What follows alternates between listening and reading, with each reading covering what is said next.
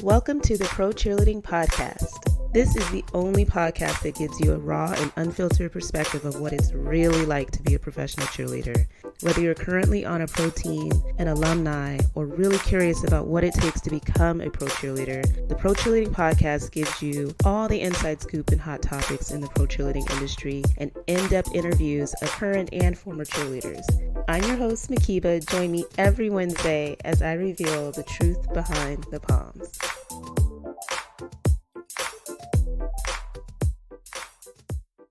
Hi, you guys. It's Mhkeeba here on YouTube, on Instagram Live, trying to kick off season 8 of the Pro Cheerleading Podcast. I'm very, very excited, lightweight nervous, but I'm just going to roll with it. I have wine on hand in case I need a little bit of relaxation, but it's been like 4 months, you guys. So we're just going to, buckle up, buttercup, and just roll with it. There's so much stuff to talk about. It is not even funny. But thank you guys for joining me tonight. I see everybody joining and I'm just excited to chat with you guys for real. We have so much going on. This episode is called Feedback because I'm sharing a lot of feedback that you guys gave me of what you wanted to hear about and talk about for season 8. And we're also going to be discussing some feedback you guys shared about some of the audition prep classes you've been taking, how they've been working out for you. And I want to share that as well.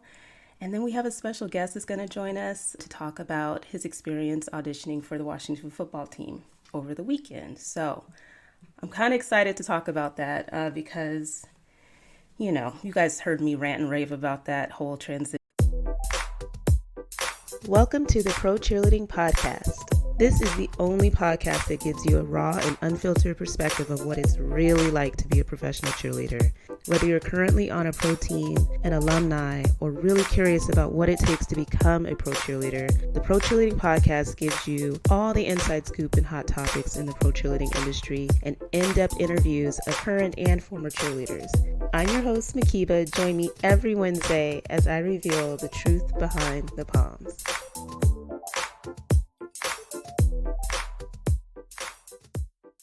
Hi, you guys. It's Mhkeeba here on YouTube, on Instagram Live, trying to kick off season 8 of the Pro Cheerleading Podcast. I'm very, very excited, lightweight nervous, but I'm just going to roll with it. I have wine on hand in case I need a little bit of relaxation, but it's been like 4 months, you guys. So we're just going to, buckle up, buttercup, and just roll with it. There's so much stuff to talk about. It is not even funny. But thank you guys for joining me tonight. I see everybody joining and I'm just excited to chat with you guys for real. We have so much going on. This episode is called Feedback because I'm sharing a lot of feedback that you guys gave me of what you wanted to hear about and talk about for season 8. And we're also going to be discussing some feedback you guys shared about some of the audition prep classes you've been taking, how they've been working out for you. And I want to share that as well. And then we have a special guest that's going to join us to talk about his experience auditioning for the Washington football team over the weekend. So I'm kind of excited to talk about that because you guys heard me rant and rave about that whole transition a few months ago. And so it is what it is. And we want to hear a little bit about how they conducted auditions and really what we can probably expect from that team.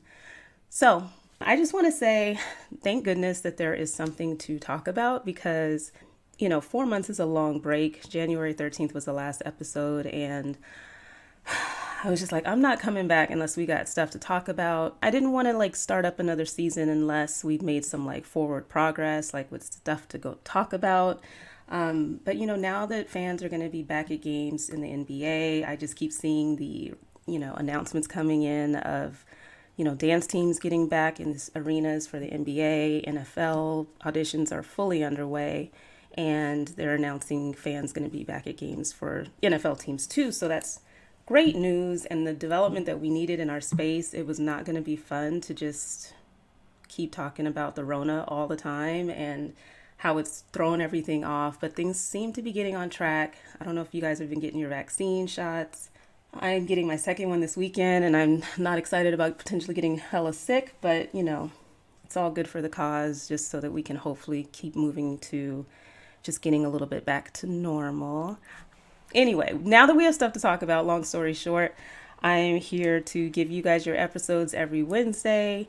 And, Cheer Chat will just keep getting us up to speed. I know sometimes I've launched the season by like catching everything up for the past few months, but that's just like mission impossible because so much has happened. So we're going to just kind of weave it in there as we go along.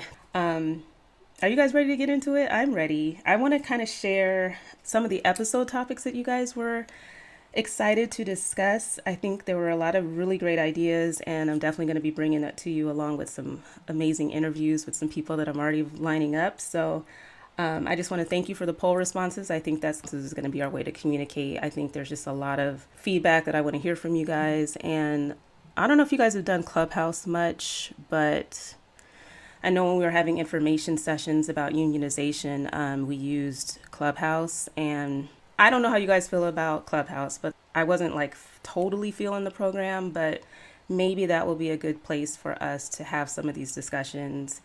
We'll see. But the first episode idea that came up was cracked me up because it sounded like something I would say. WTF, why aren't cheerleaders paid a livable wage was one of the topics. And I know that there was in our first season an episode about pay. It was Bitch Better Have My Money. And we discussed just all of the costs and the investment that you make financially to actually pursue this life. And we discussed pay a little bit, but what I think would be a lot more interesting is a conversation that's really fueled by information from you guys. If you guys are willing to fill out a survey anonymously and share how your team structures their compensation. Like one of those Clubhouse sessions, there was a woman from the Cowboys DCC that was just super open about their pay structure. It was almost like a freaking rate card of like, for this type of appearance, with this amount of seniority. Like she just kind of broke everything down, which I thought was actually really, really, everybody was shook from like the things that they're compensated for. And I just think that knowledge is power. And if we're willing to anonymously kind of share what the best practices are in terms of what other teams are doing, then it might be a way to kind of push the envelope a little bit more so that we can move more in the direction of compensating. I don't know if we'll get to livable wage in my lifetime. I'd love to see it, but at least we can kind of show maybe some best practices or ways of doing things. And we could just move beyond minimum wage. Can we agree on that? I mean, I think that's a step in the right direction. So I'm going to be launching that. Hopefully you guys will feel comfortable. You know, it is a vault. I think it will be helpful to know the team name. Obviously, I would love to capture information for NBA and NFL. So let's just see what information we get.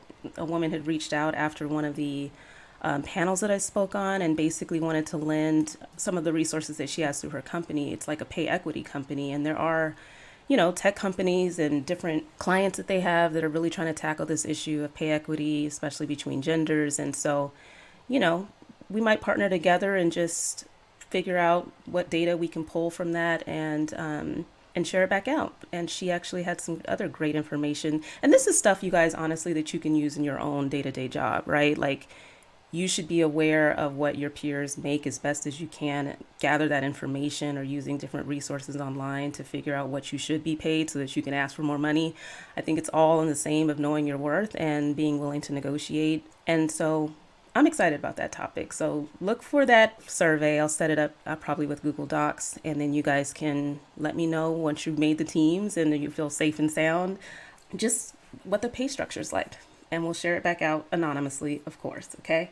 The next topic was just the dance industry being kind of crippled by this whole music licensing stuff. And me personally, I was just like, what is going on? Like, what is this weird sounding music that nobody know the name of it or the song? I'm like, I know I'm not that out of touch, but clearly I think just with, who knows, maybe just the licensing issues from not having fans at games and whatever. The companies, the rights holders have basically asserted themselves pretty heavy in enforcing copyright infringement. And, with social media especially, they're just finding ways of trying to get a hold of it and how they can keep collecting money for playing their artist songs. And so I think it's really been a challenge for teams to share their performances and things like that on social media. And I am not an Instagram expert, but I know that there's talk of like, or people use reels in some form or fashion to kind of get around it. Like even I know better too, you guys, because I did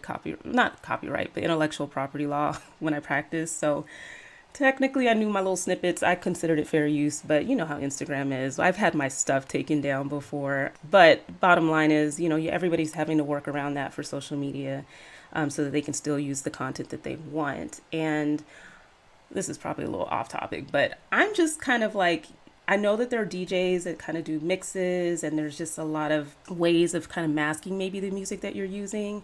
But it does sound like it's getting a little like, just like sound effects galore, like you're in a Star Wars movie, like just, Anyway, I'm not going to try to make a soundtrack here, but the point is, it's like getting a little distracting, if you will. Like, I don't know what you guys think. I'm curious if, like, maybe we can get a DJ that does those types of mixes, maybe a couple choreographers, and maybe just have like a music episode, because I would imagine that it would be a little limiting to not be able to be inspired by music. I mean, I know I would be if I were a choreographer. So I don't know how you guys feel dancing to that kind of music, but I'm not exactly like in love with that either. But I know we're doing the best we can so that we aren't. Because I think I heard that that's how the Atlanta Falcons cheerleaders like Instagram got taken down because of that. That's what I heard. Anyway, I hope that's not the real reason, but we don't want that happening, and I dang sure don't want mine taken down. So I'm going to try to behave this season and use the music functionality to post when episodes launch. But anyway, next topic. You guys ready?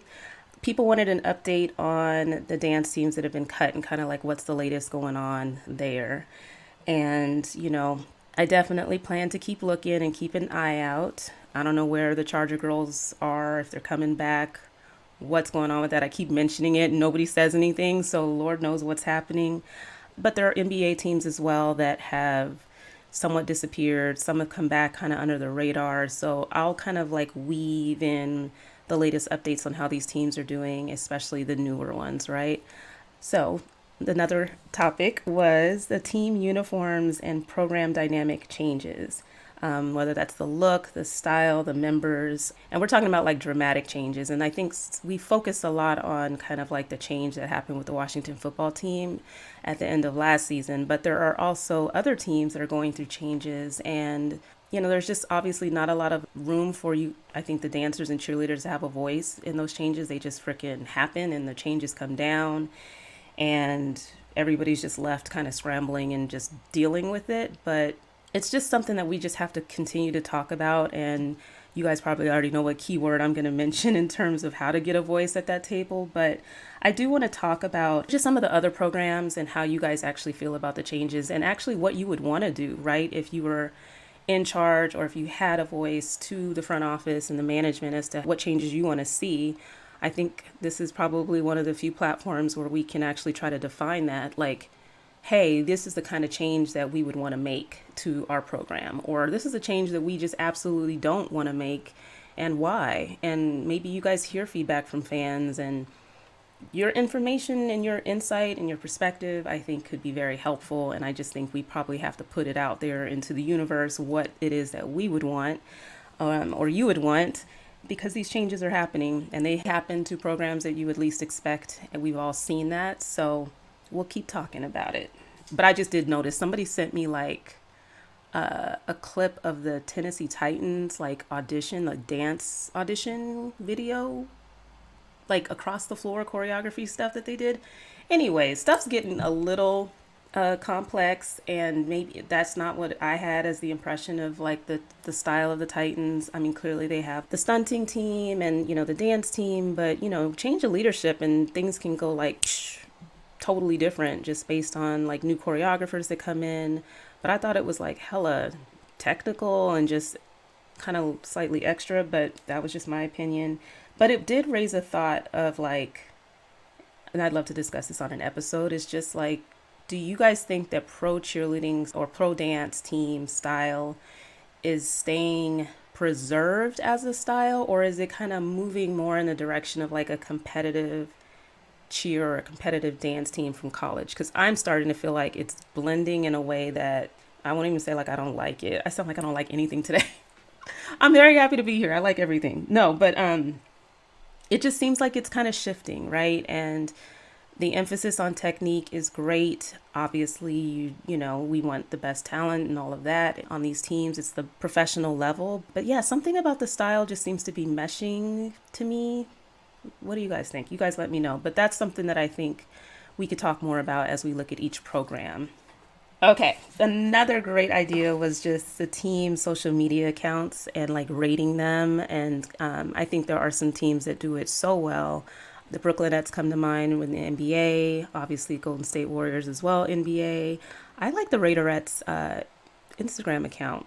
I just think their posts, I mean, there are a couple other good teams that come to mind, but I just think that it's just very sleek. It has a whole style. It comes across really nicely. And I think different teams manage their social media differently. Some of them have like a whole social media committee on the team. Some have an actual staff member that coordinates through kind of like the front office. I don't know. But it made me think that like, depending on the resources and the support that you have within the organization, you can really shine in that way. And I definitely think the way that your teams are presented on social media, you either feel proud of it or you're just like, oh God, can we, can we, can we just step it up a notch or get with the times? And, I don't know if that's how you feel about your team. But yeah, I think there's just a wide variety of teams that are doing things right.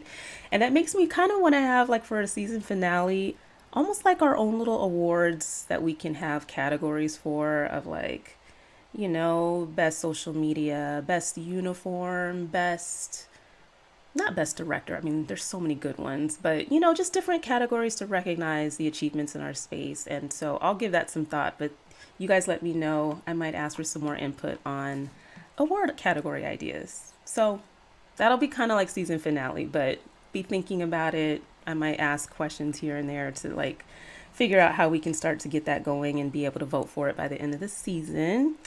And another topic was the Raiderettes. Here we go again, Raiderettes, but their new facility, you guys, I don't know if you've seen it, but I've seen people posting either pictures or videos of them being in the new facility for the first time. And let me just say, like, whoa. I mean, yes, it reminds you of DCC, like with the pictures in the locker room and their names up, but it is just so glamorous. And obviously they have this beautiful stadium that they didn't get to touch hardly all last year thanks to the Rona. But it looks like, just based on them putting their pictures up and maybe they're taking the same squad and not really having auditions. But it is fabulous. It's freaking fabulous. I encourage you to go check it out if you haven't seen it. I loved that they had like a wall of like all the award recipients, like Raiderette of the Year and Rookie of the Year and all that stuff. They actually created like a big wall to recognize and preserve that. I just love programs that like embrace their history and celebrates it and doesn't just like wipe it off the freaking face of the earth. I think it's great. So I think their facility is beautiful and they looked great in their performance. It looked like their debut performance on the field. So congratulations to them all. If you guys really did kind of not roll over, but you know what I mean? If last year's squad was able to stay on so that they can actually experience a full season, I think that's a great decision in this case. I mean, I kind of feel like that for a couple other NFL teams, but that one in particular didn't look like they got to do anything. But the rest of them, NFL auditions are underway, and definitely, like I said, I'll be giving updates about the teams as they form and announcements are made. Are y'all ready for the spicy topic? Today's topic that's kind of going to take over Cheer Chat, and let me look at the time. Okay, I'm doing good. Is just a deep dive on mixed gender teams. This was another topic that people wrote in about, and then just based on, just a lot of back and forth, I just thought maybe we could just kind of tease out how we can discuss this as a community, because I think it's starting to feel a little controversial, whether it's just how female dancers in the pro cheer and dance community feel about co-ed teams, or just kind of competing with men for spots on teams who are in audition season. There's just a lot of different emotions I think that are starting to build, and they're conflicting emotions, I probably should dare to say. I mean, I think even when Brittany and I started and we did our Boys Just Want to Have Fun episode in our first season, we were just kind of talking about not necessarily pros and cons, but different considerations about having men join the NFL teams. And obviously, with the NBA, there have been a lot of co-ed teams forming. And so it generates a lot of, conversation. And I would love for it not to be polarizing, right? Where it's like we're kind of pitted against one another and it's not, people showing support for one another. But it does seem like it's just something that we should talk about because at the end of the day, when they do move to a co-ed team, men and women are competing for the spots. And it's just getting, I think, a little uncomfortable. And I've tried to figure out, like, what's the best way for us to talk about that? Because I know people don't want to say the wrong thing. They don't want to offend. It's complex. And I think people kind of want to, like, talk it out or think it through how they really feel about it, especially when you're seeing, like, all female teams, like the tradition of it and just the legacy of it just getting wiped away. I think that triggers a lot of different emotions in women as well. And then there are just, male dancers. And I mean, I've interviewed a good number of them on the podcast, which just broadened my perspective as well for people who have trained, several years of their life as well to have different opportunities in dance. And so I just think it's a healthy, wonderful conversation for us to try to have together. And in an episode, I'm like, how can I do that if it's like people are not really willing to speak up? Or maybe Clubhouse, maybe I need to give it another little whirl. And if people think that that might be a good platform for it, then we can try and just kind of like with love, talk about different considerations or where it's coming from. Or anyway, either that or I'm going to just kind of struggle my way through it and probably get some feedback from you guys and just share it in an episode and I can debate it by myself. But I think it would be kind of good for us to talk about it together. And I'm going to share a post with you guys just to kind of queue up someone that's joining us at 6. I came across this post thanks to someone sharing it with me just as a result of going to the Washington football team auditions. So pardon the reading, but I'm going to read it to you guys. So he says, "Let me take a moment and say that I'm very disappointed in the Washington organization and their decision on the entertainment team. Apparently, none of the male-trained technical dancers were selected for the team, and only the male break beat your feet dancers were. In all caps, what was the point of promoting an all-inclusive team if it's not all-inclusive? This is a slap in the face not only to the first ladies of football, but to the male dancers who actually train in ballet, jazz, pom, and hip-hop dance styles. This was a waste of people's time. If you all wanted an all-female dance team with some break dancers on the side, then why were the first ladies of football disbanded? As a dancer, a man, and a proud member of the LGBTQ plus community, I'm very offended by this. This talk of change and diversity holds no weight whatsoever when there are no changes. If you all were concerned about men looking less masculine/gay alongside beautiful, strong, and brave women on that field, then the verbiage should have been different. Let's be very clear. History has never been made by playing it safe. This safe choice not to showcase the true artistry and training of dance on the male body is disgusting. You all had an opportunity to represent the men and women who have trained their bodies to perform leaps, turns, splits, and flips, and choose not to represent anything at all.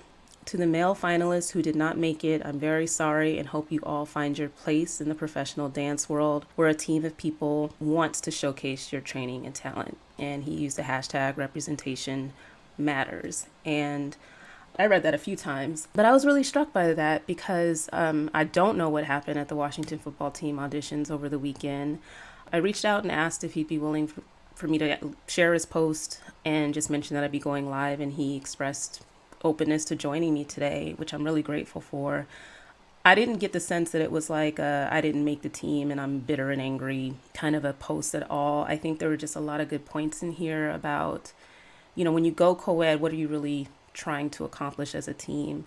What are they really envisioning? And maybe being more clear about that vision. All these buzzwords with the Washington football team were like clearly all over the place and out of control in terms of what they were looking for based on what they already had. But I think it's just really telling how they must have conducted auditions if indeed a lot of the trained dancers that weren't just kind of like hip hop, I don't even want to say street dancers, but whatever they were looking for. I mean, I've seen clips of from different people who posted about auditions and just what are we doing? I just think it's a good question. What are we really doing? And I'm so glad that he was willing to join us today. And just so you guys know, after we chat with Brandon, I will kind of finish the rest of the episode where I share the feedback on the audition prep classes that people have taken. I can't wait to share that with you. And so until we get him on, I'm just going to give you a little preview. The most glowing messages came in for the Train with Tiff program and Next Level Prep. And so I'm just like so bubbly and excited about sharing that feedback. It's not too late technically if you guys have taken some audition prep classes or training classes that you want to discuss or, give some feedback on, whether it's constructive or helpful, things that, really helped you reach your goals now that you're in audition season. I'm happy to try to incorporate that feedback. If you guys don't know Train with Tiff, Tiffany, she was a former NFL and NBA dancer and is a college coach. And I peeped up one of her classes. She was nice enough to kind of give me a pass to see. And it was great. I mean, amazing choreography. She manages to watch everybody on Zoom, carefully watch people on Zoom, provide feedback to each dancer. I'm like, wow, how do you even handle all of that, right? Because everything's virtual. But heard great feedback on the value of the program, just in terms of the cost, the routines, the training, like lots of great reviews on that. And again, Next Level Prep, whose owner Jasmine, I'm just like such a big fan of. She is an NBA dancer with the Atlanta Hawks, formerly with the Washington Wizards.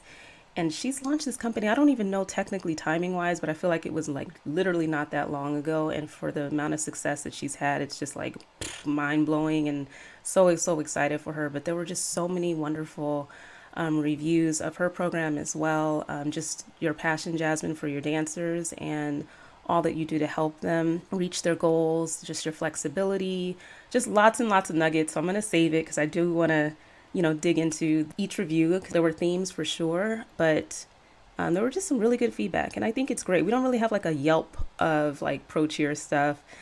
So like I said, if you want to shout out a program that's helped you reach your goals, just hit me up and let me know. And I'm happy to incorporate that. I think there are, again, just certain points about co-ed dance teams that I think, like I said, just warrant further discussion. And it's up to you guys how you want to go about that. But I think it's just a healthy debate to have. And I'm excited to try to facilitate that with you guys. He's here, so I'm going to let him in. Hello. How are you? Good, thank you. How are you? I'm good. Well, it's very, very nice to meet you. My name's Mhkeeba. Why don't you just tell us a little bit about yourself? I saw a video that you posted today. I don't know if that was for the auditions, but you're clearly trained. Okay, trained, and very, very talented. So tell us a little bit about you and your training and background.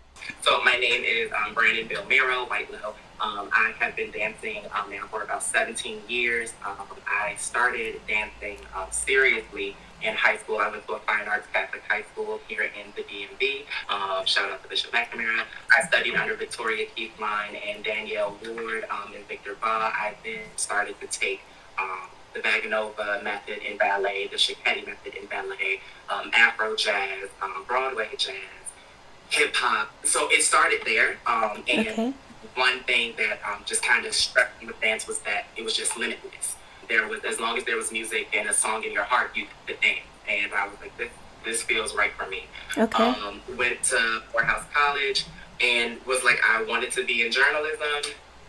Didn't want to be in journalism, and I went into the Disney College program, and where I started to do shows and parades, and I ended up staying there for like 2 years, just literally dancing and performing every day, and I just fell in love with it. And then after that, I came back home, and next thing you know, I had the opportunity to dance with the Washington Wizards, so I'm also a former Okay. NBA. Go Wizards. Yes, yes, yes. UC3. Who was the director? Was it Derek? Yeah. Okay. My coach was the infamous Derek Whitfield, who was an Absolutely. amazing coach, who allowed me to be a part of the first co-ed team that they had brought to Washington D.C. So it was literally a dream come true, and I got to like be a part of that team. Its inaugural season, and then after that, I went into coaching. And now I am the DMV Lady Warriors semi-pro dance team coach, and Okay. they are everything and more. They're my babies. Um, I did not fall out of love of dance, Okay. but I learned a different avenue of dance that, of course, is not like traditionally promoted, and you don't really hear about like coaching and editing music and doing the videography. It's so much that goes into dance performance. And I just fell in love with coaching. So here we are. So what led you to want to audition for the new entertainment team with the Washington football team? Like, what did you hear about it? What were your thoughts? Definitely sparked my interest was as a coach, in order for you to be a better coach to your team, you have to learn with your team. And, I told them I would be a complete hypocrite if I did not take on that new opportunity and go and try out for this new team. Although, there was a lot of controversy with it and things like that. It's like, hey, new team, it's a new opportunity. Go out there and just try it and see what it is they're looking for. They've been training nonstop since last year November. So why not go for it? And like I said, for me to have not have gone, it would have been a complete waste. Like, how can I inspire other people? How can other people look up to me? How can they learn from me if I'm not going out there and learning myself? Right. So that's what kind of the go ahead. Of course, trust and believe, I was not looking for anything out of it. Just like for experience, it was just like, hey, let's go and try this new thing out. Right. Yeah, right. So that was kind of what inspired it, and of course, everybody was just like, "Brandon, you have to try out. You have to try out." I was like, "Okay, so let's do it." And what was your impression of like what they were looking for with the new team? Because like you said, there was a lot of controversy around forming the team, and even with Pasha, not Pasha, good Lord, what is my brain today? Petra Pope, sorry, when she was speaking about the formation of the new team and what she was looking for. It did sound a little, frankly, all over the place, if you ask me, of like what it was that they were really looking for that they didn't already have, all of those things. And so what did you kind of, I know you didn't really have like expectations in that way, but what was your hope or impression of what they were looking for? So my hope personally was that they were going to expand what the first ladies of football had already built. Got it. That they would continue the legacy of training, of fitness, of health, of community engagement, and of course just being like a well-rounded performer overall. Like, the First Ladies of Football are a legendary team.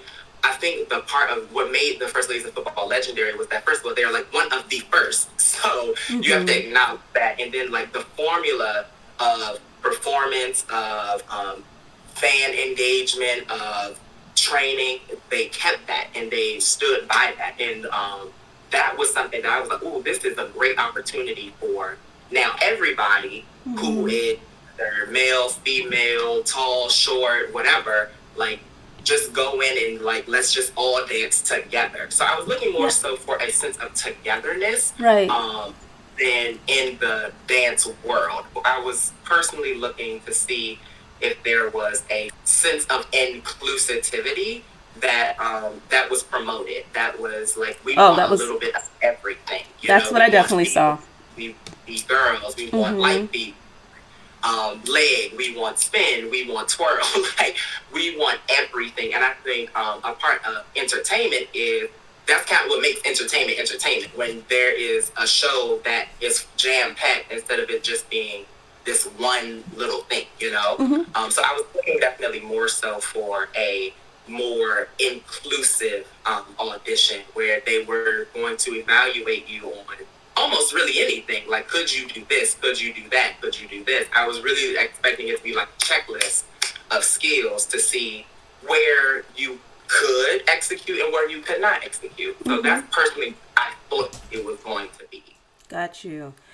Okay. Well, now that's super helpful, and I appreciate just how well you laid that out for everybody, just because I think I can definitely track like what like I said, it was a little all over the place, maybe what they were looking for, but just they used inclusiveness or inclusivity and representation and diversity a lot in the way that they were pitching auditions. So I think it's reasonable to expect that they were looking for diversity of talent, and especially in evaluating male dancers to now be a part of the team, that they weren't just limiting male dancers in any way to just a particular style of dance. What was the process? Like, you show up, I mean, they didn't post a lot of info. I didn't sign up to get more info. Like, what was kind of the process like for auditions?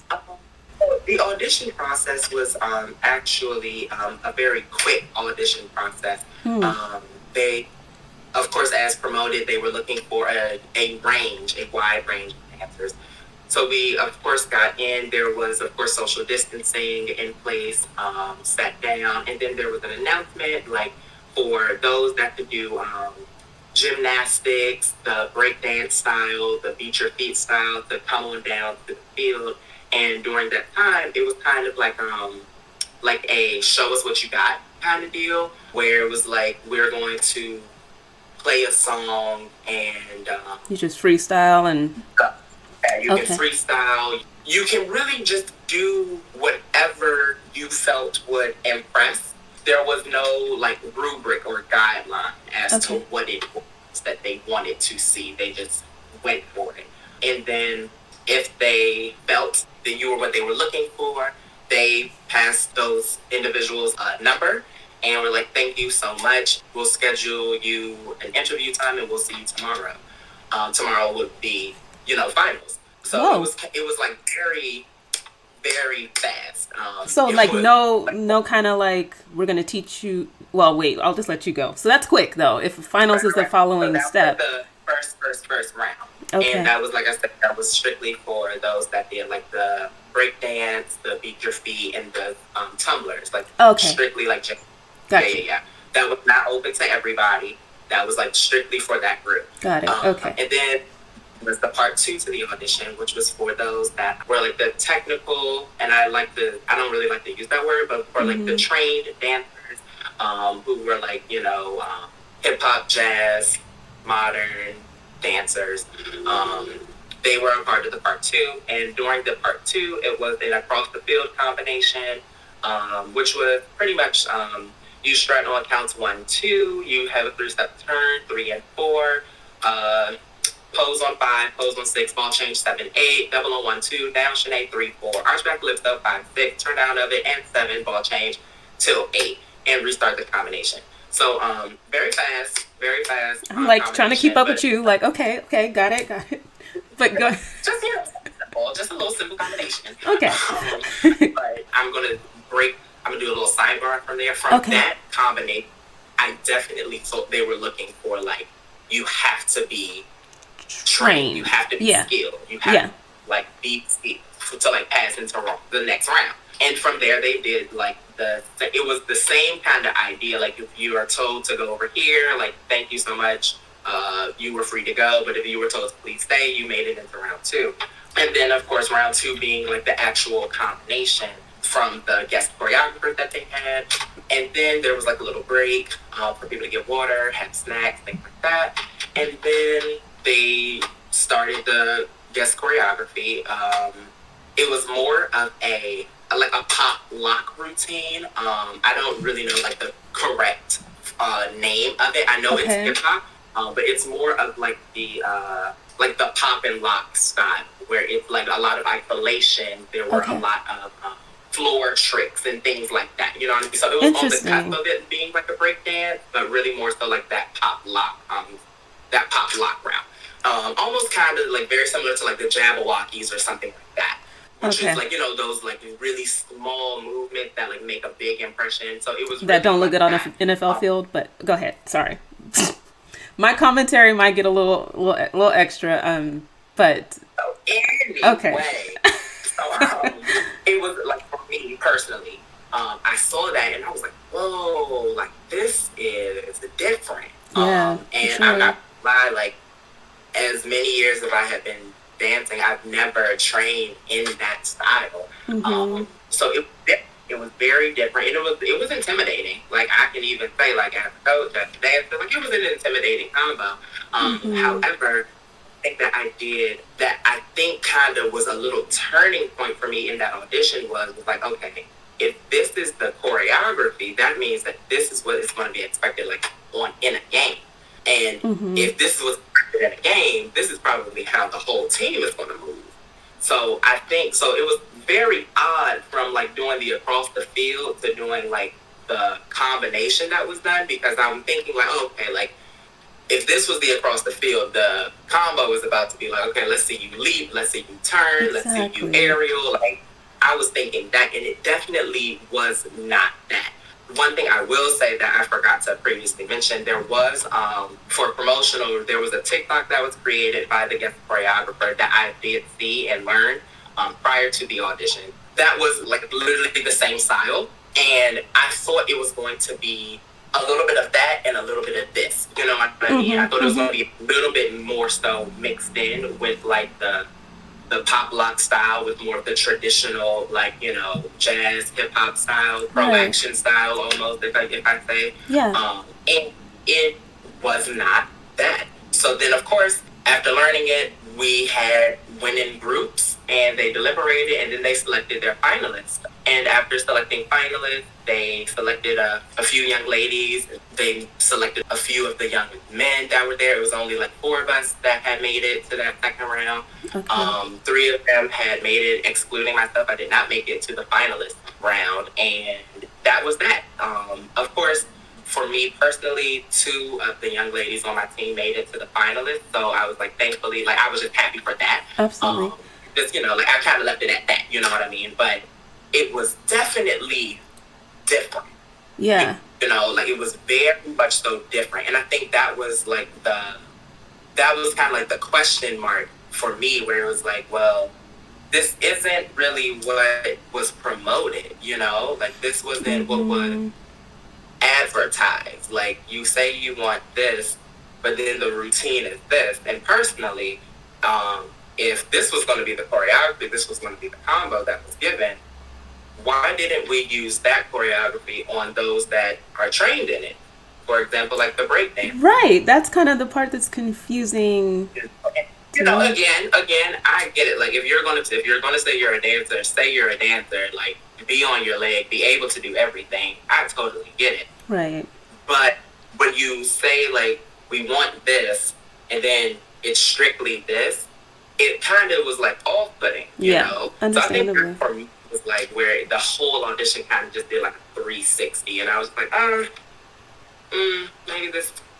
maybe I should sit this one out, you know?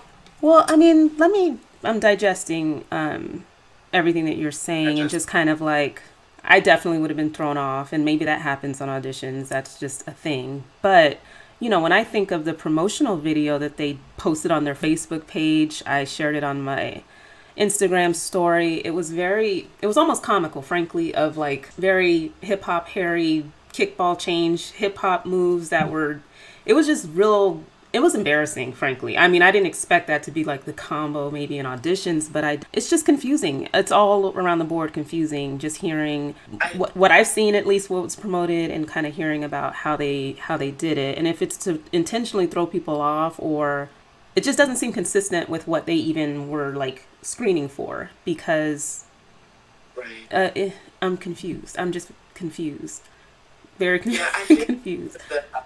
I think when I saw the promotional video, I definitely get the vibe of it being more of a team, so to say. I think I got more so, we are looking for entertainment, like, in general. I got, like, a general entertainment perspective, where it was looking for people to strictly entertain.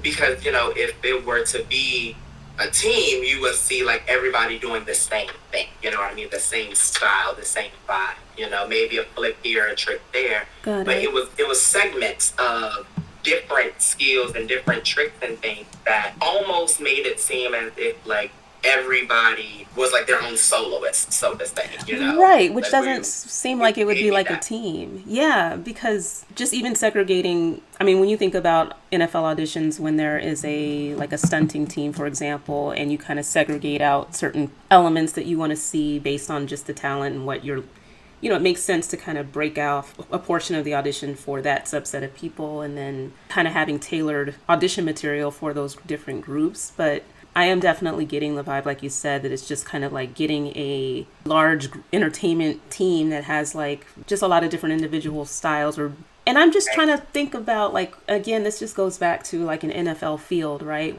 Maybe it'll look cool, maybe more on an NBA court to be able to highlight those types of individual skill sets, like the solos or the freestyles in that way. Like when you see a lot of the height teams, for example, and what they do, it's not all synchronized as a routine. They kind of each take a turn and show off, and not all the time, but I just think it's just very confusing, like what this team ultimately is going to look like on the field because you have such a vast amount of space. And, I think what's unique about NFL choreography is when you really are utilizing that space and you're creating visuals and, just the formations and the different transitions. And yes, you do dance in the end zones where it's tighter, but it's just, I don't know how well that's going to translate on a football field where from far away you're going to see one person popping in. I don't know what the hell they're going to have them do, but you're going to have some little trick or two, and it's just going to seem like one person. They're going to look like they're going like this on the field from far away. You know what I'm saying? I just don't know how that's going to translate, but that's just me.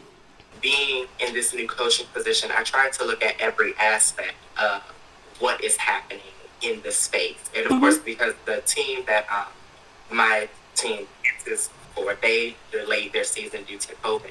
So I had told my young ladies, like, hey, we're going to train and we're going to get you ready for these auditions, and we're going to get you on your leg. We're going to get you stretched. We're going to get you to all your splits. We're going to get you turning. We're going to get you really into it. So that we're more confident. We're going to do mock auditions. We're going to have guests come in and like help you with it, just so that way you can be introduced to people in the industry and just be acclimated with the pro industry. So for me personally, I think the thing that from like what my post had said on yesterday, which really resonated with me, was there are young women and there are young men who eat, sleep, breathe, dream dance. And when you get to a certain age where you need income and you want to still do what you love to do, and you hold on to this training and you hold on to this passion that you have, it's almost like when you go into an audition and you've trained for it and you have worked on it, and then someone says like, oh, well, this is what we're going to do. It's almost like it's so offensive, it's really hurt because you go into these auditions thinking that you're prepared, that you have done the work, that you have took the training, that you are pulling up in your turns, that you are sitting in your toe touches, that you're doing like, the traditional things. And I hate to use that word traditional, but like just like the that's the word. The fundamental skills that like almost every team, NBA, NFL, like even the hockey league at this point, like you see these fundamental skills that almost every team hits. You see it used in pro action dance. You see these pro action choreographers who literally are 90% of the pro dance world, and you see them using these skills like these head springs and these hip ups. Like you see it and you're like, I have to get this skill. I have to know this. I have to get this. I have to do these interviews. I have to make sure I look like this. I mean, there are girls who I know, sorry, not girls, there are young ladies that I know who have trained with sideline prep and who work and who have paid money for sideline prep just so that way they can make this NBA, NFL dream come true. And then you go to the audition and none of what they taught you is a part of that audition. Right. And it's like, well, what did I do? What did I spend my money on? What did I invest my time in? And then next thing you know, you're thinking to yourself, like, is it me? And for me, like, thankfully, like, I don't know what everybody's denomination is, but, like, I believe in, Team Jesus. And I think God really does look out for, his special little child, his special little fabulous child. But I will, like, for me personally, I feel like everything happens for a reason. And I feel like when that happened, I wanted to verbalize that for everybody and say, like, this isn't fair. Like, you are going to say, hey, we want this all-inclusive team. We want a team that's going to be diverse. We want the leg, we want the trick, we want the headspring, we want the B-boy, we want the B-girl. We want, like, people who can spin on their head, and we want the people to spin on releve. Like, if that's what you want, and then you go strictly down this one lane when you had all of these other pathways and avenues of dance in general, it's literally a slap in the face. And it's not just a slap in the face to, like, the auditioners, but to the previous team who worked so hard to build what it was. And for me personally, now that I am in this coaching position, whenever there is, like, a poison, like, that is in the team, and you don't have the antidote to the poison, like, it will always be there. It will always remain. It's not something that, like, you can just, like, sleep on and the next day. No, it will still be there. Right. So, the issues, and be clear, my post was not directed at any one specific person. It was directed at the organization as a whole. So when the organization is saying, like, we want this, and this is going to be our resolution to this problem, the problem can still persist because you didn't solve anything at all. You tried to erase a problem, and now you have created a bigger problem because people who gave you their time and who have invested, their energy and their, gas alone, it's just like, well, dang, like, what was this for, So I also, too, I am a very optimistic person when it comes to choreography. I feel like if you have an eye for it, absolutely go for it. You know what I mean? If you have a vision and you can see your vision through, it will read to somebody. FedEx Field seats almost, it's the biggest stadium. So, like, over it seats over 20,000 for sure. So somebody in that crowd is definitely going to say, like, I like this, and that's not even being shady. That's not being catty. Just somebody might like it.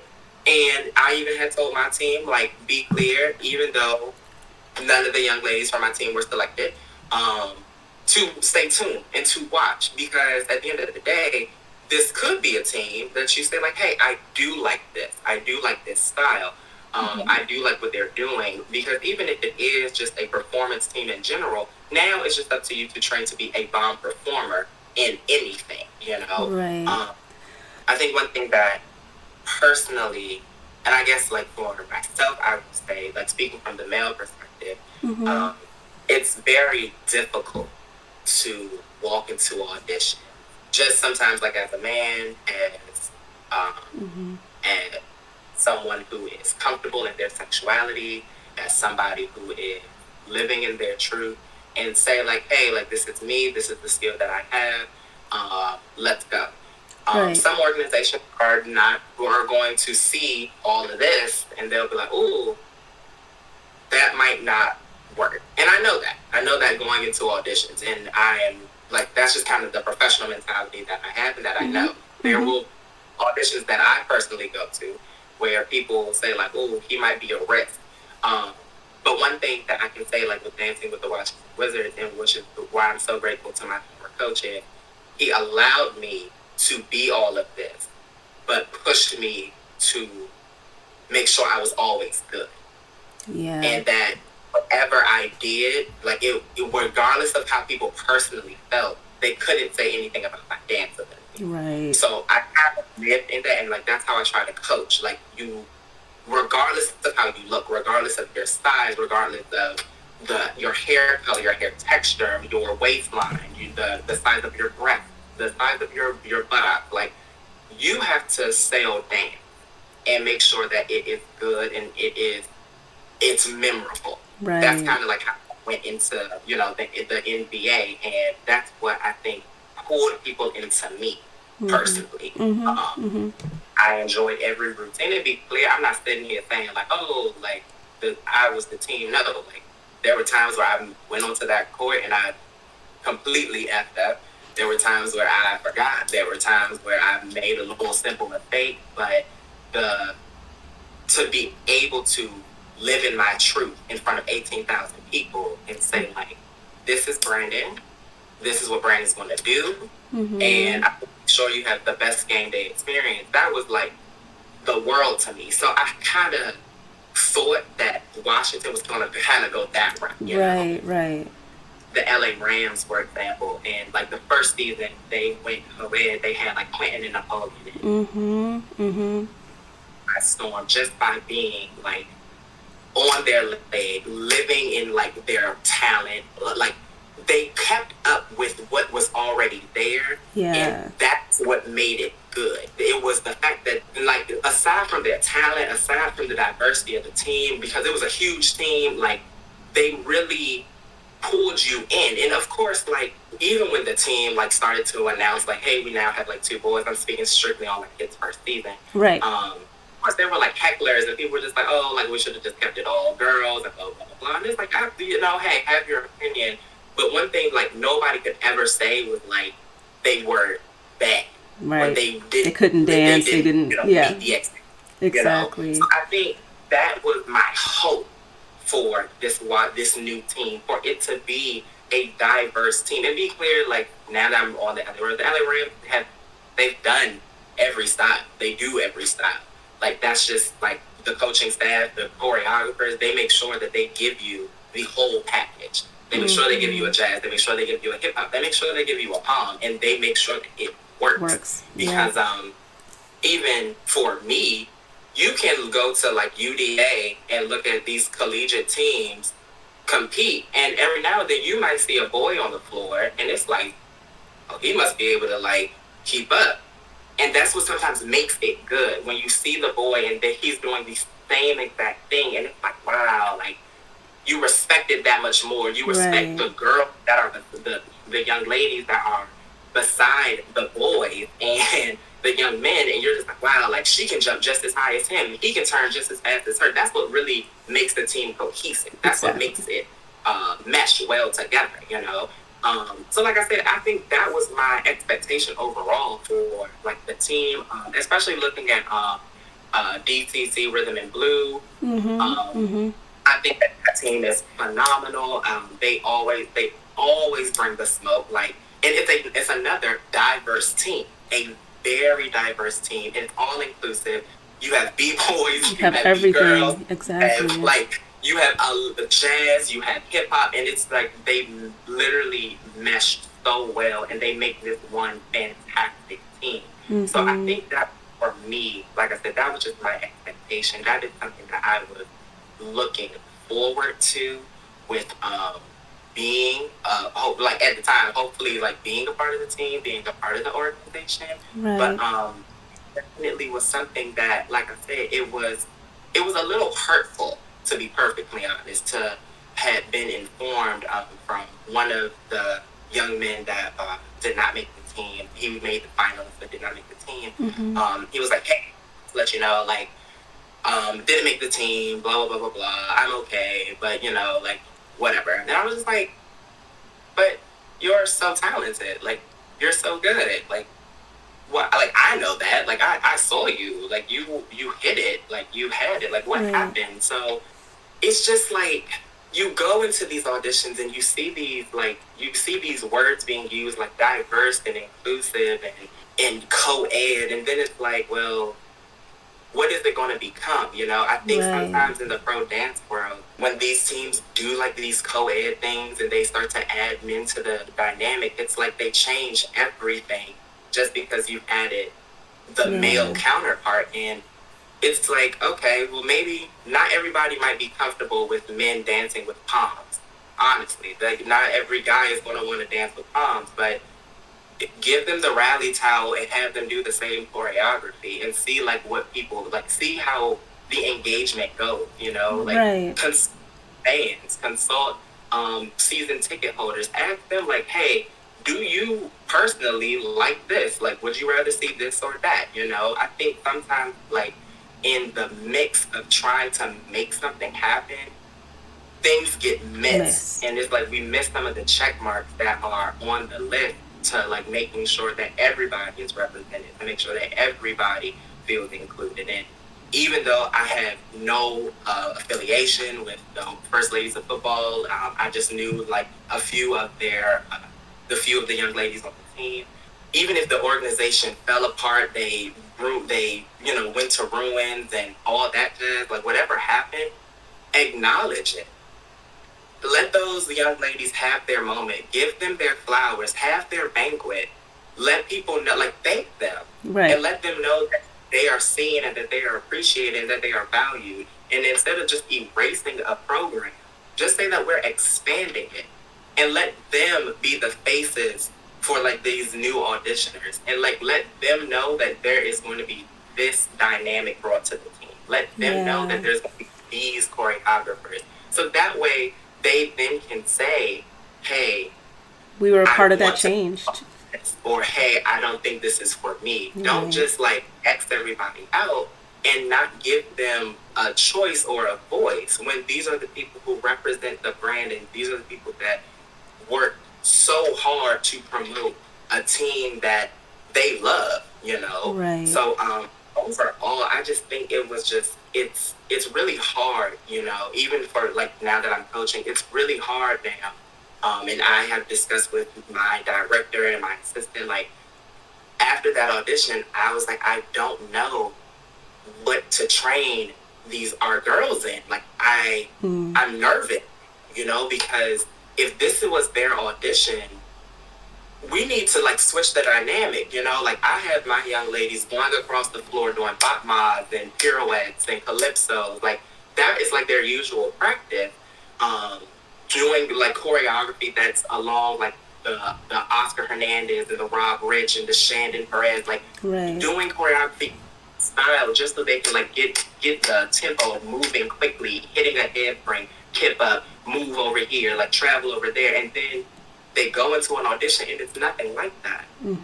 And for me being a Washingtonian, a DMV native, I understand the culture that you want to bring into the stadium of having breakdance, having like the people, like the street performers who are like literally outside of your metro who are like killing it on a piece of cardboard and a boombox.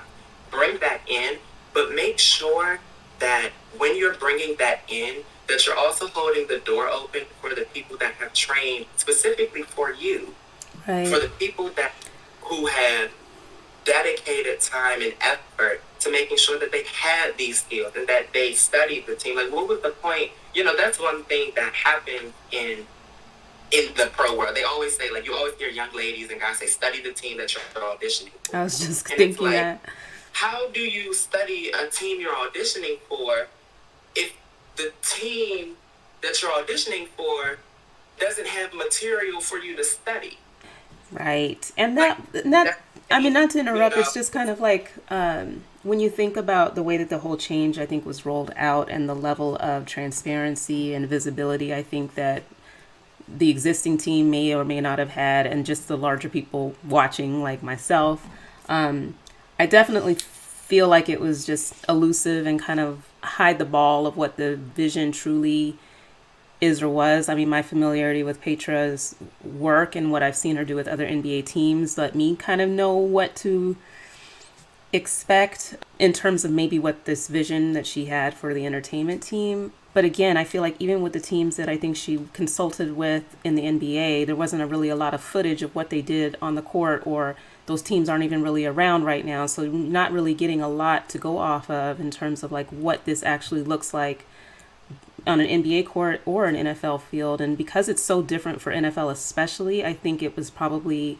a disservice not to share that vision a little bit more of what that could look like. Because again, to your point, and it just ties into this larger episode called feedback of like, there's audition prep companies and people spending and investing money and a lot of time and effort to try to prepare for these virtual auditions or in-person auditions. And I get that it's not like the commercial world where maybe you show up and you don't know what you're going to get and you just freaking do it and that's just the way it goes. But in this space, I think there's just room for a lot of respect to show for people who are thinking of pro cheer and dance as having certain elements that you need to prepare for and that you need to invest time in you're thinking that you are meeting certain requirements of what pro teams are looking for. And there's so many, there's a whole ecosystem here, right, of audition prep companies, dancers, there's semi pro teams and different people working towards this goal of making a professional team. And so just to kind of come in with this, I can just remix the whole thing and throw all this stuff into this pot.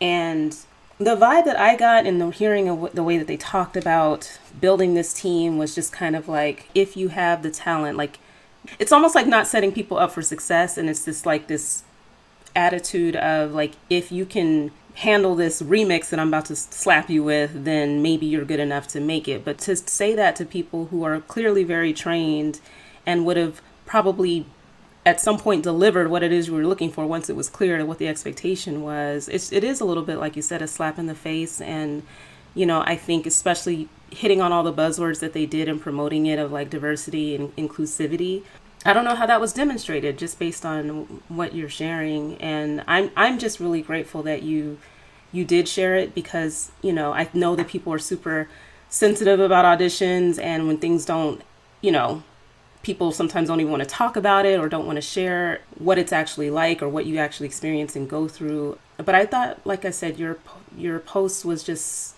it spoke to me in terms of just a conversation that was probably worth having, especially if these people with this vision of a co-ed team and thinking of incorporating men have a very, very narrow or specific idea of what that looks like, and are really excluding male dancers who have trained and who can bring these skill sets to the table.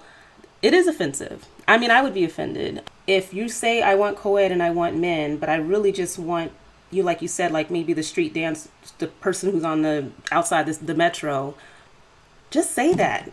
Just say that, because then I think people would know that what you actually are thinking of when you say co-ed isn't an actual blended, cohesive team of everybody with like equal skill sets and bringing the same things to the table, and then things that we've seen done successfully with several NFL teams. So I think it was very reasonable to have an expectation of an actual cohesive team where everybody gets to shine based on like not to say that you can't do something different, but just like, again, communication I think is important. Showing respect for the dancers I think is important in an audition process. And there's a fine line, but I just think it could have been handled so differently. And I'm not. I think it's like the creative direction that a lot of people struggle with when these changes come about.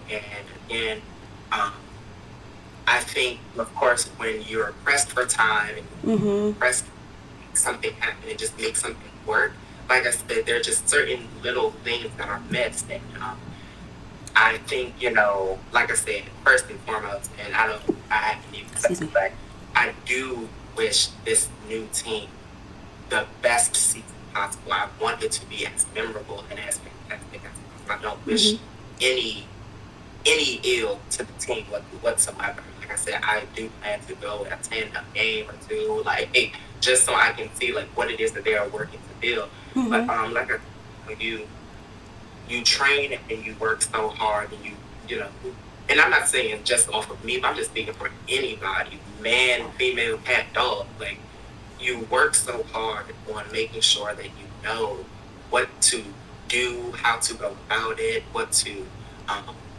showcase, what not to showcase. Like even the basic interview skills, right. Of how to say and where you're from, and a fun fact about yourself. Like, everybody knows that's a part of auditions, and then you don't even get to say your name to a judge or where you're from. You know what I mean? So it's like it's almost like you go in and you feel like, dang, like, is it me? Like, it makes you question who you are and where your worth is as a dancer, when, these opportunities, of course, it comes once a year. So it's a lot of, it hurts for a lot of people, and for me personally, I'm not saying like that I hurt, like I'm okay, like I'm fine, but it definitely, like I said, for those that like dream about this and who really want this, it's something that needs to definitely be discussed. It's something that needs to be addressed. And it's like I said, if there were to be, and I'm not speaking just from Washington, but just on teams in general that have gone co-ed, I'm sure that it takes a lot of people of a lot of different ethnicities, of a lot of different orientations, of a lot of different colors, of a lot of different sizes to say, this is how we're going to cover everybody and do everything, you know, like even with the Golden State Warriors, they have a B-boy squad, and their B-boy squad is a strong B-boy squad. Absolutely. Like the Celtics, they have their cheer team, they have their dance team, they mix together, boom. Like Brooklyn, they have like a drumline, B-boys, like it's so much happening. It's just like, wow, like this is entertaining, you know, like, and I think even with the NFL, like progressively making these changes to go co-ed and to do these things, it's like, I understand that football is America's game. It's America's sport. It's like a homegrown sport. But in a world that is constantly changing and where people are becoming more and more aware of insensitivity and they're becoming more aware of inclusivity, you know, like you really want to make sure that everybody feels respected and appreciated for their work. Exactly. And I think that's pretty much like where I feel like in this case specifically, the ball was dropped somewhat because you're now only targeting this one audience of dance, because I do consider it dance, but you're specifically saying like we're only doing this, and there was no announcement, there was no protocol, there was no preparation for strictly, you know. So but like I said, I think just like to all of the dancers out there that train and that work hard, like keep doing it. Like don't stop. Like do not stop just because the team says, yo, not this season, not this year, you're not what we're looking for. But also too, I think the biggest lesson for me from this audition specifically was, one, as a coach, to always be mindful of the communication. To always be mindful of it. To make the communication that is promoted is clear, that it is concise, that it is direct, that it is going to be in accordance to what it is we plan to do. I meant to ask you, because they did have like a training prep or audition prep class one day. Were you able to go to that, or did you hear anything about what that was like? Prior engagement that I had, okay. I did have a few of the young ladies that are on my team who did go. Okay. Prep class, which was I believe like on a Saturday. Yeah. And then on that following Monday, we did a mock audition in the NFL style. Right. So I had a guest actor come in and just do like, you know, he looked at a couple of videos from like, you know, NFL performances and things and did something within the style of like just an NFL routine, you know what I mean? We did interview skills and things like that just to better prepare them. But, you know, there was, like I said, there was only one prep class. Yeah, it was very unusual that there was only one. I just wasn't sure if maybe in that one prep class that maybe there was a glimpse into what you could expect. But that's a really good point about communication, I think, you know, and transparency, frankly. And I think you raised a good point. Just overall, like the way that they went about this change and kind of like whatever is underlying the culture that they're wanting to put forward. Like this is a whole rebranding. This is a whole new Washington football team that they're trying to take this opportunity to kind of like distance themselves from a lot of the issues that they've had as a team with their ownership and whatnot. And so, like you said, it just sounds like it's like just dropped balls, missed opportunities.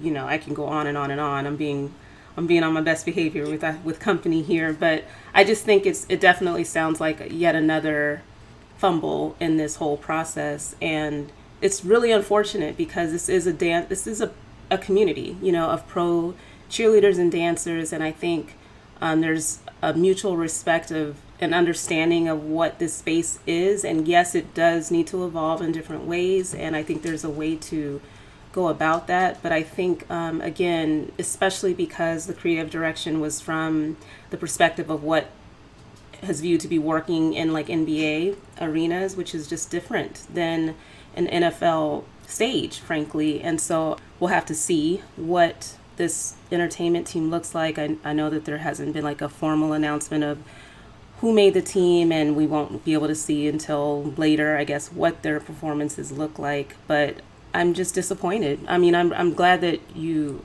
shared what the experience is like. I think overall, even if you're, especially if you're going to introduce a radical change, there is a way of doing that that shows respect for those who would have been rightfully like rattled by it. You think on your feet, you're prepared as a dancer, we're all professionals, you know, you can go on and on down that path, but I just think that they could have gone about this a lot differently.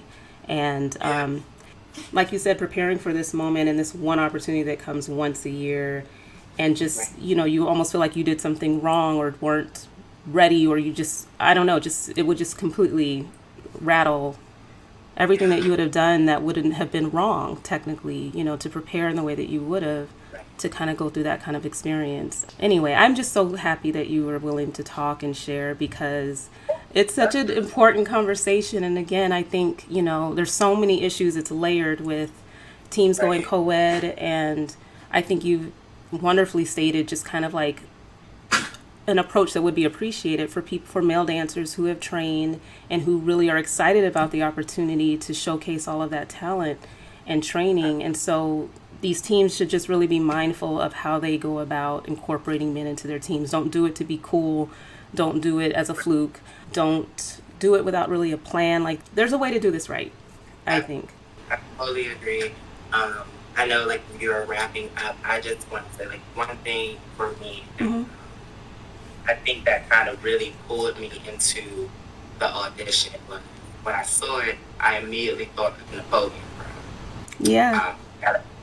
Because I see myself in him, you know, where he has all this talent, and he had like this makeup, and look at his eyebrow, like he's snatched, and oh my God, he works out. Like, I saw that, and I was like, I relate to that. You know? So I know, like I said earlier, out of 100,000 people in that arena, one person might say, like, I can relate to that. And I wanted to bring that here. You know? Yeah. Like, where somebody, whether it was a boy, girl, cat, dog, if they saw me, they said, like, I get that. I understand that. You know? And I wanted to be, not, like I said, not just off of dance, but just, like, off of representation. You know? Like, you see, like, little girls all, like, for as long as we can remember, you grow up and you see the cheerleader and you're like, I want to be her when I grow up. Absolutely. Like, it's a true story for a lot of people where they say, like, I went to my first game when I was 5 and now here I am dancing for the team. Like, it sticks to people, you know, and I think now, like I said, we're in this new time and we're in this new age of representation, of inclusivity, of diversity. Like, you check each box and make sure that everything that, first of all, be clear, sure that what you are selecting is, of course, going to be able to do what you are required. I wanted them to do, absolutely. Make sure that what you are selecting also represents everybody within the organization, within the season pass holders, within the people who are all the way sitting up in the nosebleed. Like, make sure that it resonates to everybody. The people in the concession stand, the people that are in ticket sales. Like, make sure everybody is represented. And that is I know it's a hard conversation to have because, of course, only so many spots on the team. It's only so much time that you have on the field or on the court, but it's something that needs to happen. Yeah. Across platforms of pro dance, especially now, like I said, with teams going co-ed.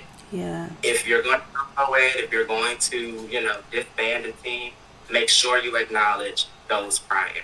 Make sure you thank them. Make sure you have the banquet. Make sure you invite the alumna to come back and give a speech. Like, let people remind people of the legacy. Like that's what history does. Like history is just the retelling of a legacy of something that happened. And that's why I said, like, nobody has ever like made history playing something safe. Yeah. Nobody ever has done that. If you want to be iconic, if you want to be legendary, do something legendary that has that and that represents this and that is not afraid to do the Latin night and do the Pride night and do the West Indian night and do the Black History Month. Like it, Yeah. do that. And Like I just make wanted sure to say, like, if you think about like what you just said in terms of the history, here is the essentially the start of something new. What would be the beginning of a new legacy of a new team? Why launch it in this way?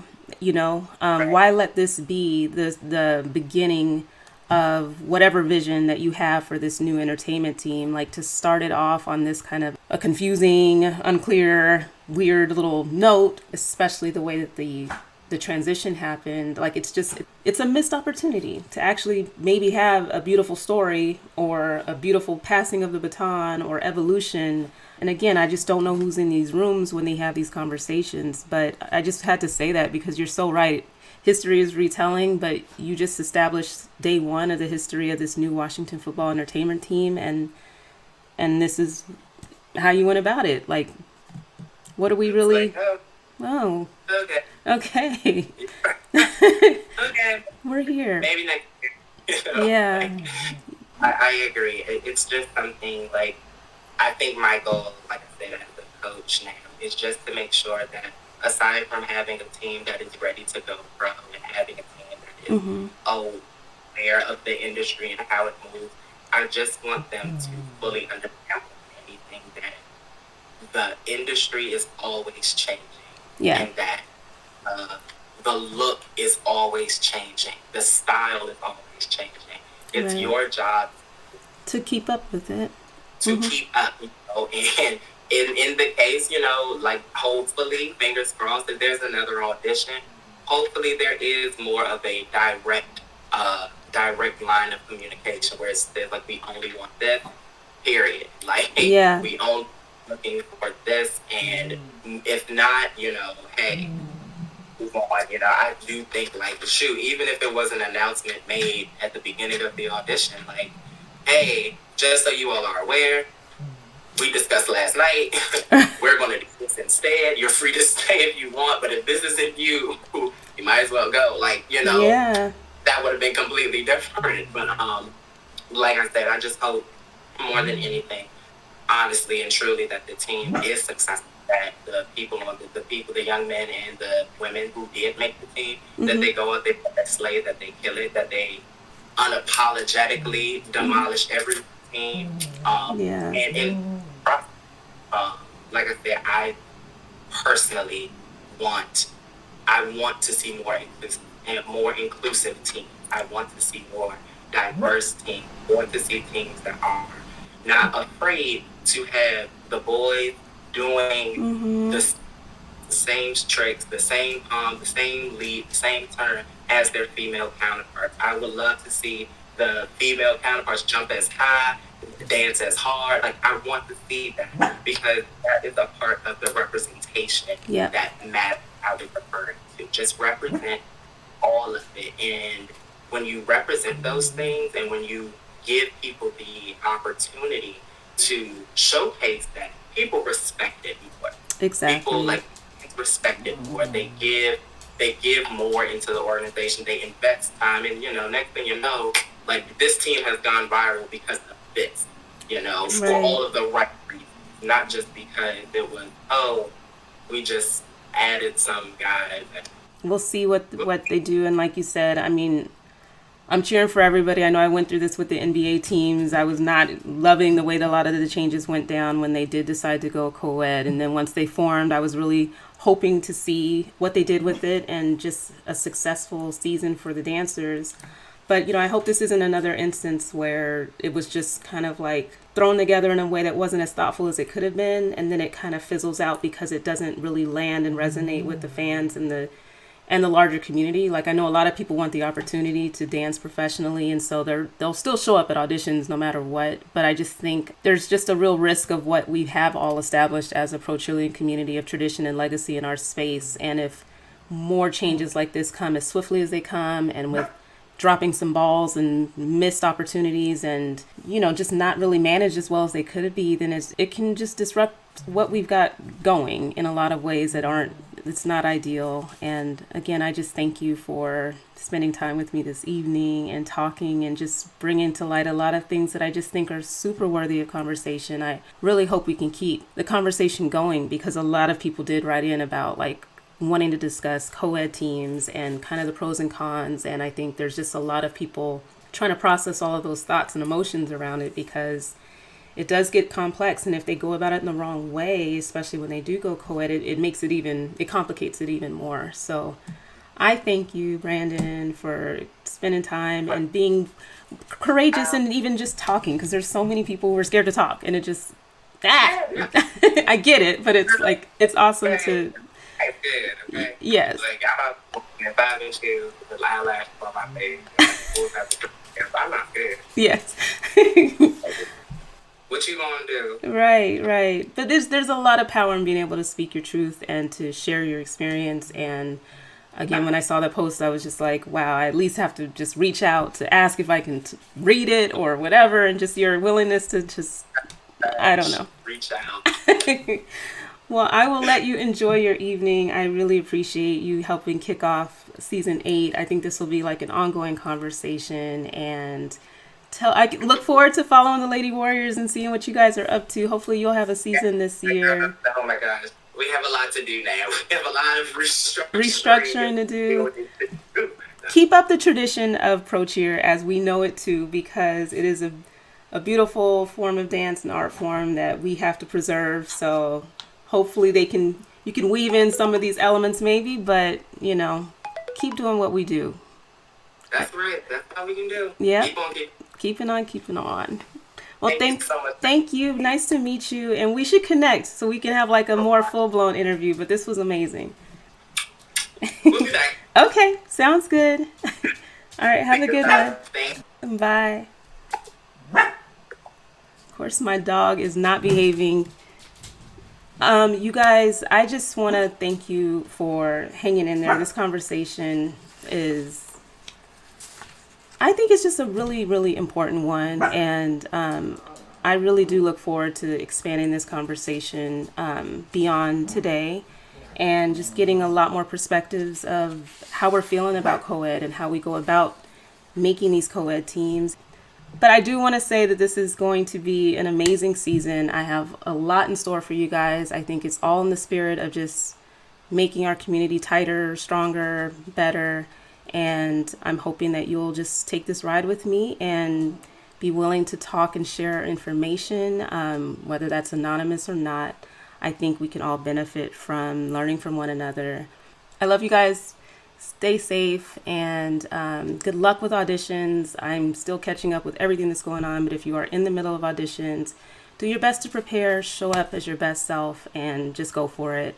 And let me know how things go. I love hearing the stories of people making the teams and making their dreams come true. So I'm rooting for all of you, and I will look forward to chatting with you next week.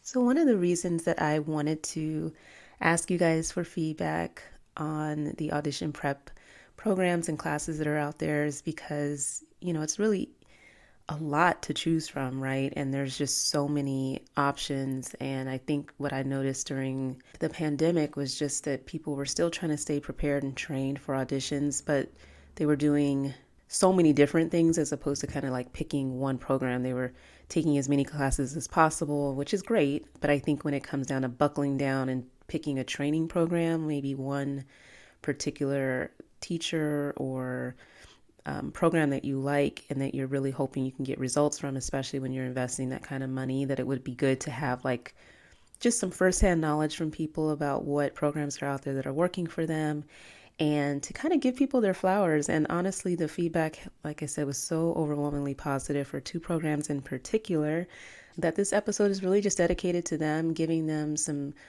amazing feedback of how their programs are impacting people and helping people reach their goals. And so, with that, I'm going to start sharing some feedback on some of the reviews that have came in. So, let's start off with Next Level Prep. So, like I said, Next Level Prep literally just started in February of 2020 last year and already has achieved, I think, a phenomenal amount of success and growth. But Jasmine Lee is the owner. She is the most amazing person. I have to just say a personal shout out for Jasmine because just in starting the podcast, she was just such a huge supporter early on, just so welcoming and inviting and communicating and supporting the podcast in every step of the way, especially when you first start out. You just feel lonely, but she was just such a great friend, and I visited her a couple of times, once in DC and down in Atlanta at the beginning of the year in January. And I'm just so proud of her and excited for her success. And so, just so you know, she has a background, in the NBA as a dancer for the Wizards as well as the Atlanta Hawks. So, without further ado, I'm going to share some of the feedback that she's received for the Next Level Prep program.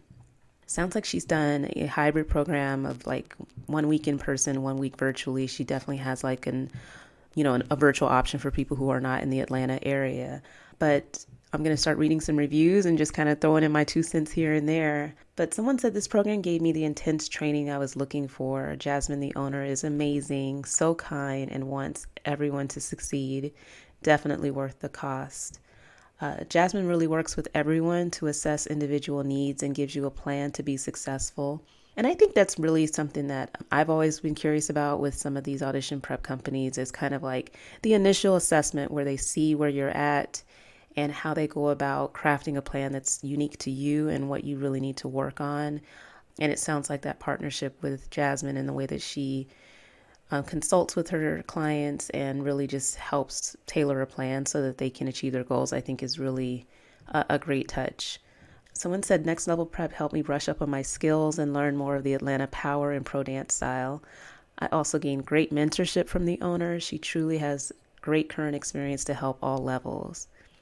And that's the one thing I also noticed. It's like, sometimes with the audition prep companies, people come in and they're pretty far along in their journey. Maybe they have technique already and they're just looking for dance classes or opportunities to kind of fine tune what they already have going for them. And then there are others who really just, maybe just started going after the dream of becoming a pro cheerleader and maybe aren't as far along as some of the other dancers. And so really finding a program that will allow you to come in as you are and just help you grow. It looks like, Next Level Prep really takes all levels and really develops a plan for people to start chipping away, because it can be overwhelming when you haven't really maybe been as prepared and didn't perhaps train your whole life in this, but it is something that you want to pursue to really be taken seriously when you approach, an audition prep company and getting a real plan that works for you. And these are, again, just, there are so many programs out there, some that are larger than others. And obviously a lot of people have been successful at establishing audition prep companies, but I'm kind of excited that some of the newer ones are the ones that are getting a lot of the praise, because I think maybe just a tailored approach or something that they're doing that's making a special connection for people. So I'll stop with my 2 cents. I got to keep sharing from the horse's mouths of people who are in her program. So someone said, Jasmine is such a well-rounded leader who focuses on all aspects of prepping a dancer for their professional goals. From choreo, power, stamina, looks, interviews, online presence, in-person presence, and tricks, she is the go-to program to help dancers achieve their dreams. She truly cares about each dancer and wants them to succeed. Besides teaching, Jasmine is a great friend and really takes interest in those who take her class. It's more than just money for her, and her sincere heart really comes across in how she advocates for and cheers on her dancers. I loved this one because it's like it captures Jasmine like so perfectly. Like when I was in her class in January in Atlanta, I mean, she's just this small, mighty package, but just the way she cheers and screams for people when they're dancing and how she teaches, and she really pushes you, but she motivates you too. I just thought it was really, really spot on of what I think her classes really offer in her approach to teaching.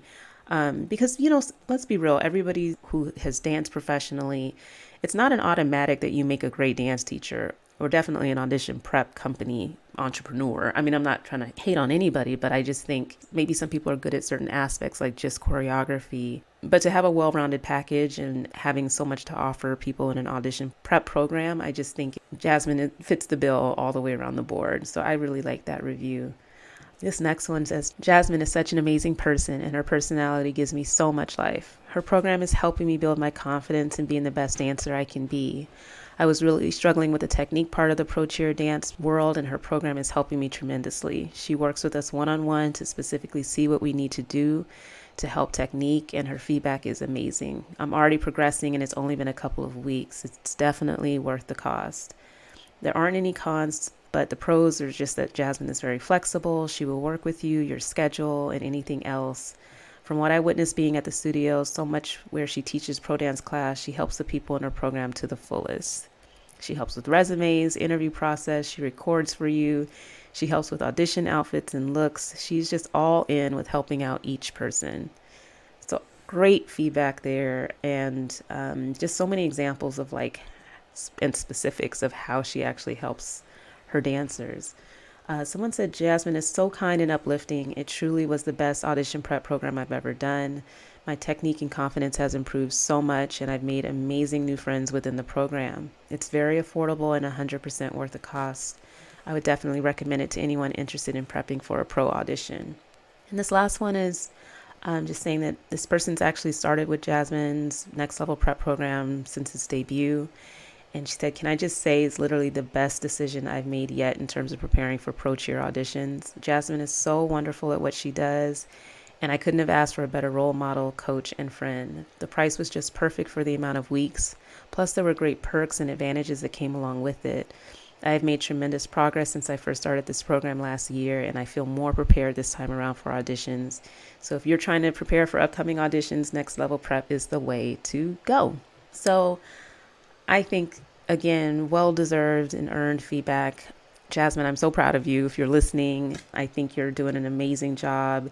You're just expanding opportunities for other choreographers and dance teachers. I love how you're just bringing so many people together and catering to just audiences that maybe not so much haven't been overlooked, but I just loved the fact that you did that program that was kind of geared towards male teachers and male dancers. I just thought it was so brilliant. And again, just keep up the great work and touching all those people and helping them reach their goals. I'm so excited for you, and keep doing what you're doing. I know it's inspiring to get feedback, and so I hope you feel inspired to continue on.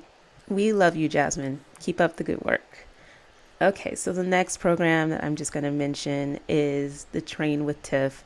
I know she didn't really think of it as a training, like an audition prep program, but it's real true training. And you'll hear from these comments too that she really does train her dances in her style of choreography and way she teaches. And people were just, like I said, ranting and raving about her program as well. So Tiff is a college dance coach. Again, she cheered in the NBA and NFL and has been, teaching and choreographing for the past 10 years all over the country.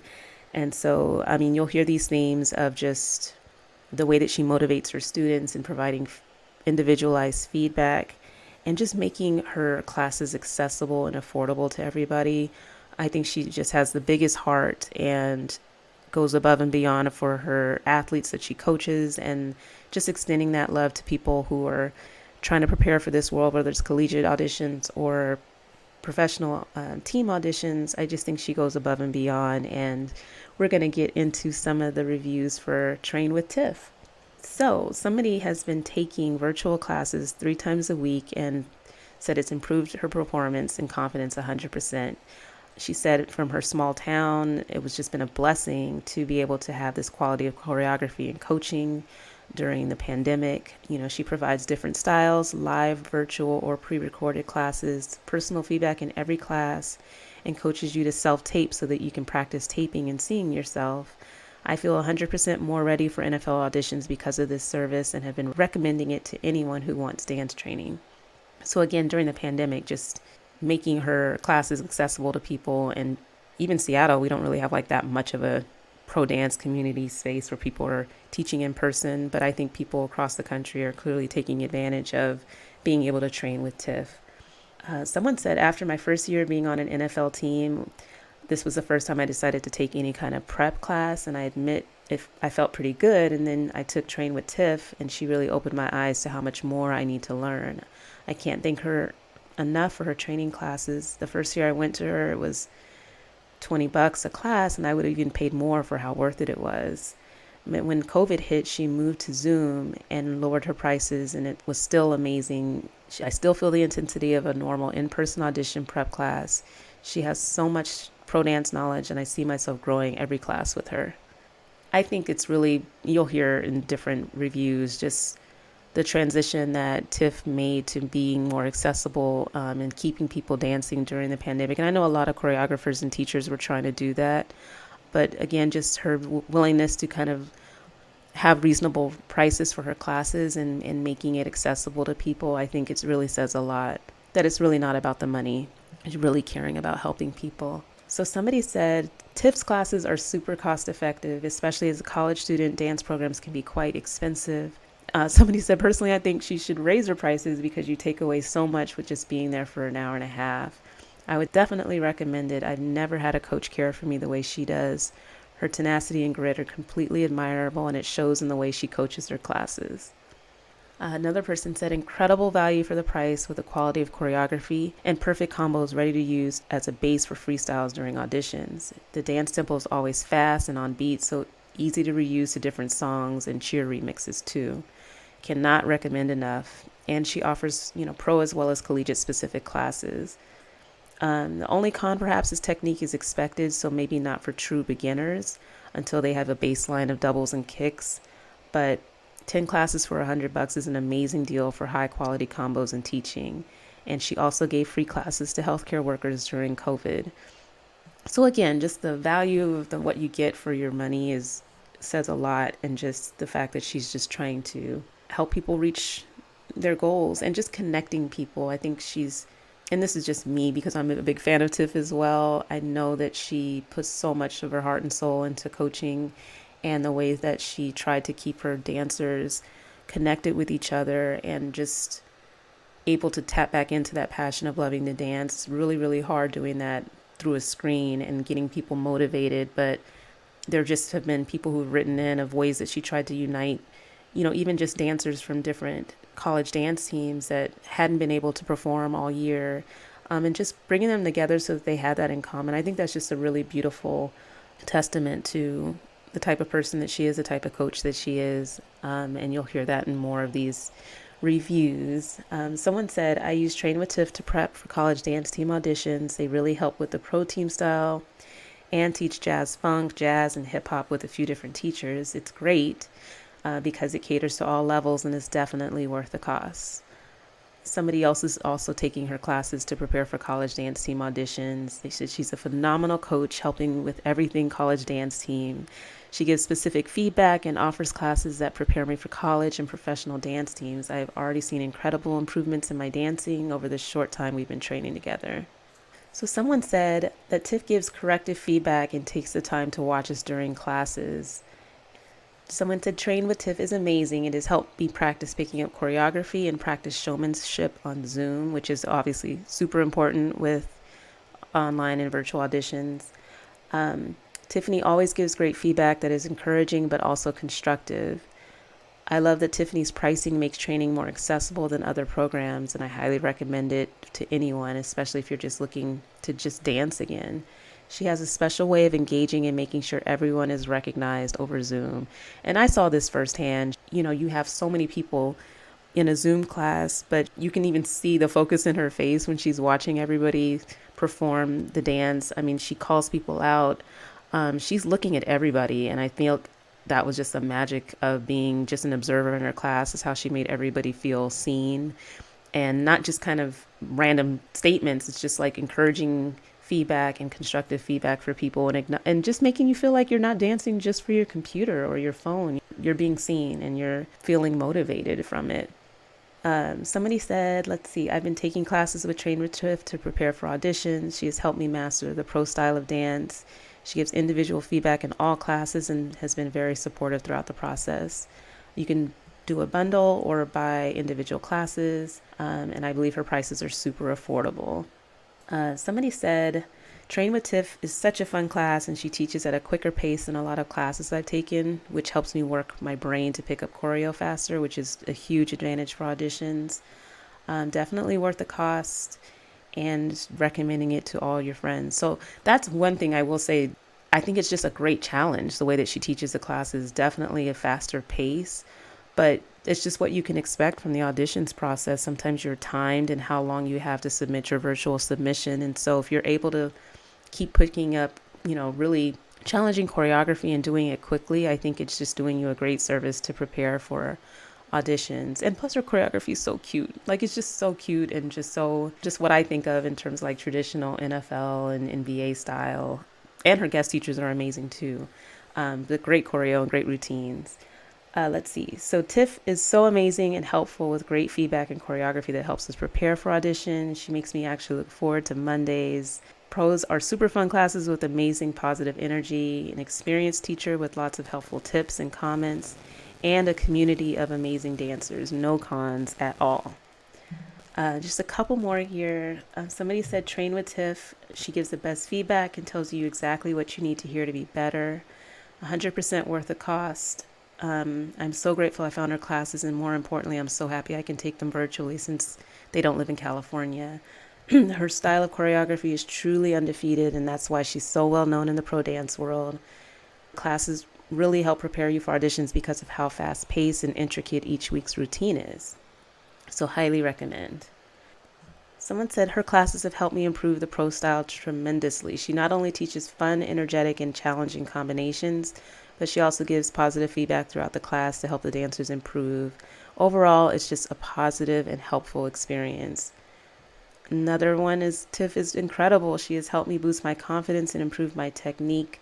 She always teaches the best combos that are fun and challenging, and I feel prepared to enter audition season because of her. And the last one is just, I think Tiff is phenomenal. The classes are very fun and challenging. She takes the time to give verbal feedback to all of the dancers every time. I think that sets her apart from others, and the classes are very affordable. She will even help edit your audition videos. It's just not all about the money for her. Her privates and prep classes are just super affordable. And you guys, this has been a rough year, right? And financially investing in yourselves to take these classes, it's not easy. It adds up. And I just think it sounds like from both reviews for both programs, there's just a true appreciation of it being accessible and affordable for people, where they're able to, make that investment and not completely stress themselves out in spending so much money for an audition prep company that might just be out of their budget. So Tiff, again, I adore you. I just love our chats on social media, just talking about anything and everything. But I really, really admire what you've done for your dancers, the way that you've stepped up for them this year in particular, and just holding everybody together and bringing them back to loving what they do and loving doing it through a computer. I think that's just something that I personally lost enchantment with. I'm not obviously in the game anymore, but it is a beautiful thing to continue to inspire people and motivate people performing for a small video camera. And what you're doing is definitely not going unnoticed, and people truly appreciate and respect your work. So I just wanted to share that. I know it was somewhat reading from all of these reviews, but each individually, with people writing in, they wanted to express their gratitude and how amazing the program is. And so I wanted to share every single word. I am looking forward to hearing more from you guys all season on different topics, and I really appreciate everybody joining today to listen in to this feedback episode. The door is always open on social media, and I look forward to next week's episode. Thanks so much for listening to the Pro Cheerleading Podcast. You can follow your favorite podcast on social media at Pro Cheerleading Podcast on Instagram, at Pro Cheer Podcast on Twitter. We're on Facebook, on YouTube, and you can support your favorite podcast on Patreon. Until next time, keep your eyes on the sidelines.